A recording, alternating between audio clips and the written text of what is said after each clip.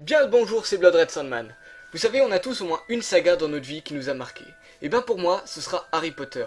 J'ai lu tous les livres, je suis même allé chercher le 7 le jour de sa sortie, j'ai acheté tous les DVD, j'ai vu tous les films au cinéma, j'ai vu le 7 partir en avant-première, j'en ai profité pour faire dédicacer mon DVD du 6 par Mark Williams et Matthew Lewis. J'ai vu le 7 partie 2 en avant-première aussi mardi dernier à minuit. J'ai pas mal de goodies, je voudrais juste vous montrer celui-là parce que j'en suis très fier. Une statuette en étain de Dobby, il y en a 5000 dans le monde, il y en a une qui est dans ma chambre. Et franchement j'en suis très fier, je sais que vous vous en foutez, mais moi cette statue je l'aime. Alors de quoi nous parler? Eh ben je vais pas vous parler des livres parce que je ne suis pas critique littéraire. Alors ce que je vais faire c'est que je vais vous parler des films, ou du moins je vais essayer, puisque je crois que c'est en mon pouvoir. Allez, Axio générique.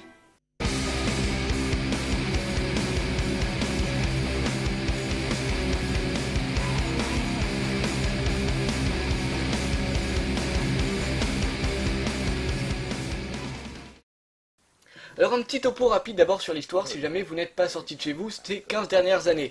Harry Potter, ça raconte l'histoire de Harry Potter, bien entendu, qui est un garçon qui, le jour de son 10e anniversaire, apprend qu'il est un sorcier. Il va donc aller étudier à l'école de sorcellerie de Poudlard, qui est une des écoles les plus prestigieuses de tout le monde même. Et là-bas, il se fera deux amis, Ron Weasley et Hermione Granger. Mais évidemment, il y a un problème, sinon il n'y aurait pas de livre et donc pas de film et tutti quanti. La problématique de Harry Potter, c'est qu'il y a le Seigneur des Ténèbres, Lord Voldemort, qui est un sorcier extrêmement puissant, qui essaie de retrouver des forces, puisque 10 ans auparavant, il avait essayé de tuer une famille. Il avait tué le père, puis la mère, et en voulant tuer le fils, il a jeté un sort, le Avada Kedavra, qui est un sort qui normalement est mortel, auquel personne n'a survécu jusque-là, et pourtant ce soir-là, le sort va ricocher sur le bébé, va tuer à moitié Lord Voldemort, et le bébé ne gardera qu'une cicatrice en forme d'éclair, vous le savez bien sûr, ce bébé c'était Harry Potter, donc Voldemort va vouloir regagner des forces, il va vouloir se venger de Harry, et pendant ce temps-là, Harry va vouloir l'en empêcher, hein, c'est le combat du bien contre le mal, pardon, un truc assez classique. Ça reste au topo des sept bouquins en gros, sauf à partir du quatrième, à la fin du quatrième, Voldemort récupère un corps sensible, récupère vraiment un corps et donc après avoir récupéré ses pouvoirs, il va essayer d'obtenir le pouvoir. Et donc de coup d'état et tout ce qui en découle. Donc Harry va devoir essayer de sauver le monde en l'empêchant de contrôler le monde. Pour cela, il devra trouver des Horcruxes, les Horcruxes qui sont des reliques dans lesquelles Voldemort a enfermé une partie de son âme. Et donc tant que les Horcruxes ne sont pas détruits, Voldemort ne peut pas mourir puisqu'il y a des parties de son âme qui sont encore sur Terre. C'est ce qui s'était passé le jour où Voldemort a essayé de tuer Harry. Donc un scénario très simple, le bien, le mal.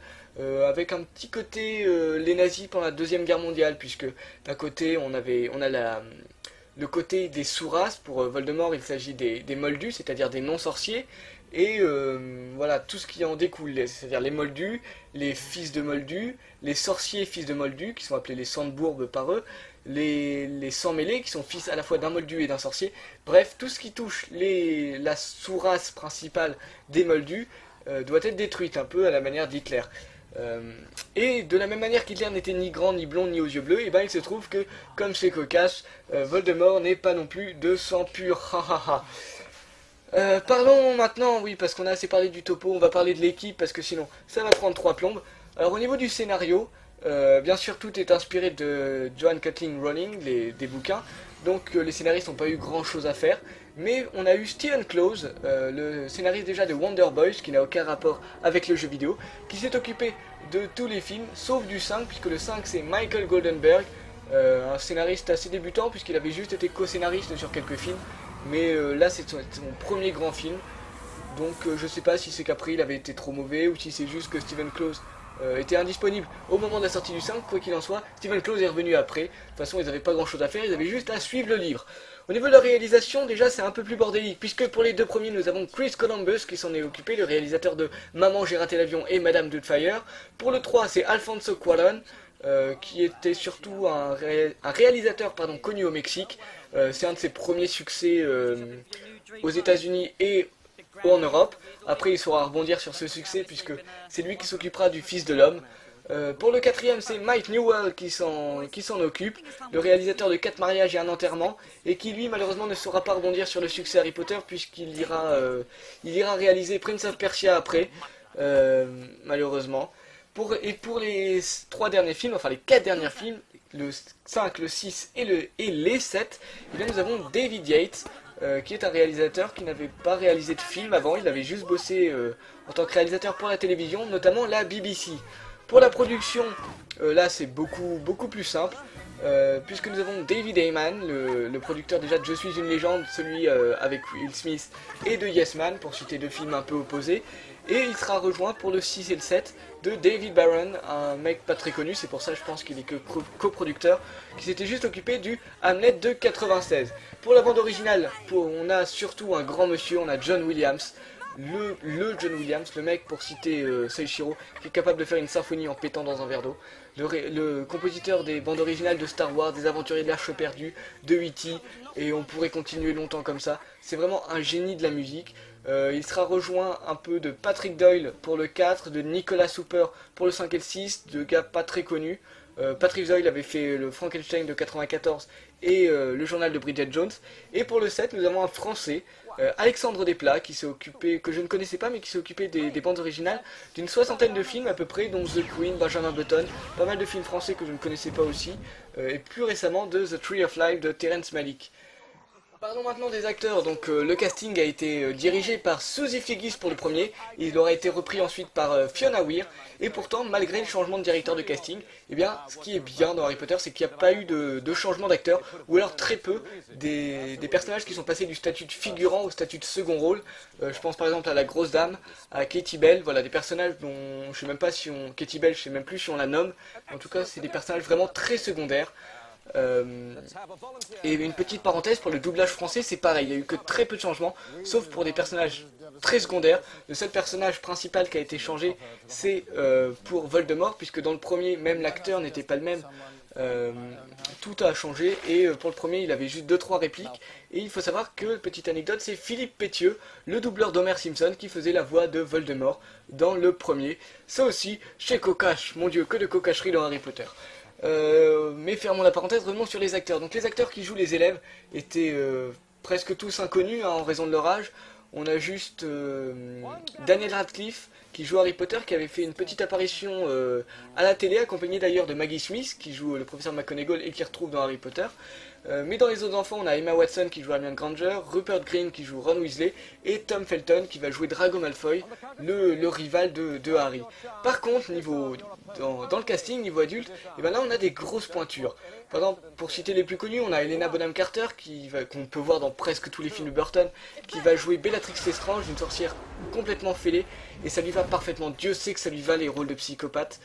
On a Gary Oldman qui est là, qui joue Sirius Black, Gary Oldman qu'on a pu voir dans Dracula, dans Léon, ou qui joue l'inspecteur Gordon dans les Batman de Christopher Nolan. On a aussi, même pour les seconds rôles, on a des, enfin pas pour les seconds rôles, mais les rôles éphémères qui durent qu'une année, on a des grandes pointures. Par exemple, on a Kenneth Branagh qui sera là pour jouer Nick Cadiz en tête. On aura John Cleese, un des Monty Python, qui a bossé d'ailleurs sur Monty Python Flying Circus. Si vous voulez plus d'infos sur eux, je vous invite à regarder la critique en cinémascope de Masque de Pousta, il vous en parlera mieux que moi. Et puis mes deux coups de cœur, ça reste quand même Maggie Smith, dont je vous ai parlé, et Alan Rickman, qui est surtout un comédien à la base, un comédien qui a fait pas mal de théâtre, mais qu'on a vu après dans Piège de cristal, dans le Robin des Bois de 91, ou qui fait la voix de Marvin le robot dépressif dans H2G2, et Dieu sait que sa voix est magnifique. Si vous n'avez pas encore vu Sweeney Todd, je vous conseille de le voir, rien que pour voir Alan Rickman chanter, ça vaut vraiment le détour. Le seul changement de casting qu'on a eu malheureusement, eh bien, c'est Richard Harris qui nous a quittés entre le 2 et le 3. Il me semble qu'il avait commencé à tourner quelques scènes pour le 3. Richard Harris qu'on a pu voir dans Gladiator et qu'il a joué Dumbledore, dont le rôle a été repris après par Michael Gambon. Voilà, c'est des trucs qui n'étaient pas complètement prévisibles, mais bon, quand on joue avec des acteurs assez vieux et qu'on prévoit une saga qui va durer 10 ans, voilà, c'est malheureux, mais malheureusement on n'a pas pu l'éviter. Donc Richard Harris, un petit hommage comme ça, en passant. Mais que dire alors sur Harry Potter 7 plus précisément? Niveau scénario, ça se place au moment de la chasse aux Horcruxes et du combat final, hein, c'est la fin de la saga. Que dire niveau critique? On peut dire que le jeu d'acteur est globalement bon, comme dans toute la série, même si on sent vraiment les problèmes de Daniel Radcliffe, puisqu'il faut savoir que Daniel Radcliffe a une dyspraxie, qui est une maladie cérébrale qui fait qu'il a des problèmes au niveau de ses mouvements, ce qui fait que si vous regardez bien, souvent il a un jeu d'acteur où avec sa main il fait ça, même sur le genou, des mouvements comme ça. Et déjà c'est courageux de sa part de continuer de jouer, c'est courageux de la part du directeur de casting de ne pas avoir changé d'acteur. Donc voilà, bravo à lui quand même. Même si c'est vrai que ça gêne des fois un peu, c'est pas énorme non plus. Les effets spéciaux sont bons, il n'y a rien d'extraordinaire non plus, mais rien de flagrant pour le 7 partie 1 en tout cas. On reviendra sur le 7 partie 2 tout à l'heure. Les musiques sont excellentes, hein, on a un peu de Williams et du Desplat, je vous conseille vraiment l'OST qui vaut vraiment le détour. Niveau scénario, bah, ça suit le bouquin. Il y a quelques petits problèmes scénaristiques, mais récurrents quand on aborde les problèmes de la téléportation et des limites de la magie. Il y a quelques petits problèmes aussi, par exemple à un moment il y a quelqu'un qui leur demande une baguette spéciale qu'ils ont et pourtant ils vont pas la donner et je sais pas pourquoi ils font ça. Il y a des petits manquements par rapport au bouquin aussi, par exemple dans cette partie 1, l'adieu, c'est des petits détails mais des petits détails qui faisaient toute l'importance. Par exemple au début du 7 partie 1 normalement, au moment des adieux des Dursley, les Dursley étant la famille adoptive de Harry, enfin c'est son oncle, sa tante et son cousin, qui l'ont traité comme un chien toute sa vie, et bien normalement on a Dudley, le fils, qui vient voir Harry et qui lui dit merci. Et ça c'est une scène vraiment très forte dans le bouquin et qu'on n'a pas eu dans le film, qui a été un peu écourtée. Ça c'est un peu dommage. Pareil, à la fin normalement, Harry répare sa baguette, la baguette emblématique, le bois de houx, plume de phénix, et ça il le fait pas, et ça j'ai trouvé ça dommage, mais sinon globalement il est vraiment fidèle. Plus précisément pour le 7.1, le 7.1 est peut-être un petit peu longué des fois, surtout que je l'ai vu 3 fois assez rapidement, donc les surprises qui passaient la première fois, sachant qu'en plus j'avais lu le bouquin, donc les surprises étaient très moyennes, et puis un petit coup de mou quand on commence à regarder le film trop de fois à la suite. Par contre, un gros bravo pour le passage en animation qui est juste magnifique. Pour le 7.2, lui, le début est absolument parfait.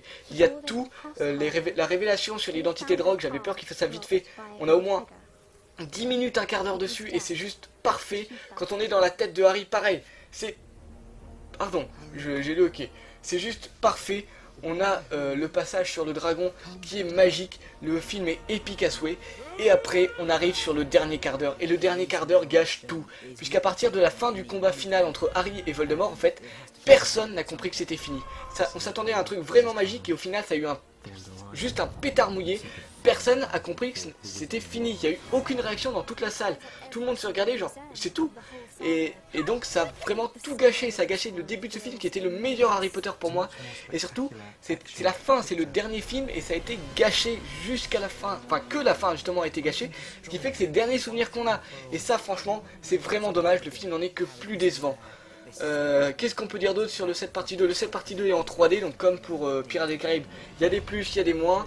Un petit côté immersion, notamment des passages sur des rails où on est en vue à la première personne qui rentre vraiment très bien, on s'attend presque à ce que les sièges se mettent à bouger, mais on a encore le problème du prix, de l'inconfort si on a des lunettes à la base, et surtout ça fait ressortir les fonds verts, mais vraiment, il y a des moments où on avait l'impression d'être plus en 2,5D, avec ce qui avait été filmé vraiment sur un plan, et le fond vert sur un autre plan, et ça c'est vraiment dommage. Donc pour conclure sur les Harry Potter, parce que là je vois qu'on va arriver à la limite de temps, et ben le début est vraiment parfait, fidèle. Là, il y a un peu de romance, mais pas trop, hein, c'est ce qu'on avait reproché pas mal à Harry Potter 6, mais d'un autre côté pour Harry Potter 6 ça avait jamais été fait avant, mais qu'ils avaient un peu condensé. Pareil, il est sombre mais pas trop. À chaque fois en fait, quand il y a vraiment un passage très épique qui peut faire vraiment sérieux, il y a toujours la petite blague qui vient après pour un peu détendre l'atmosphère.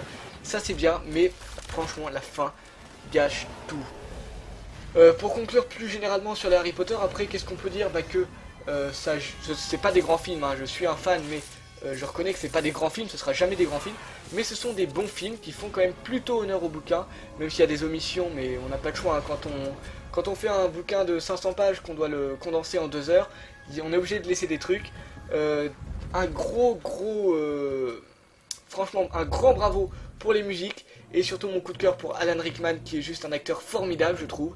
Et puis un petit coup de moins, donc pour le Twilight Effect, c'est ce que j'appelle le Twilight Effect, c'est le... Bah, c'est ce qu'on dit, l'histoire d'amour qui commence bizarrement après la sortie de Twilight. C'est un peu dommage, mais bon, c'est pas plus gênant que ça. Donc, si vous les avez pas encore vus, allez les voir. Si vous les avez pas lus, Si vous avez vu les films et que vous les avez pas lus, lisez-les parce que franchement ça vaut le coup. Harry Potter, c'est bien, mangez-en. Je vous dis à bientôt. Veuillez agréer des bisous. Post-scriptum.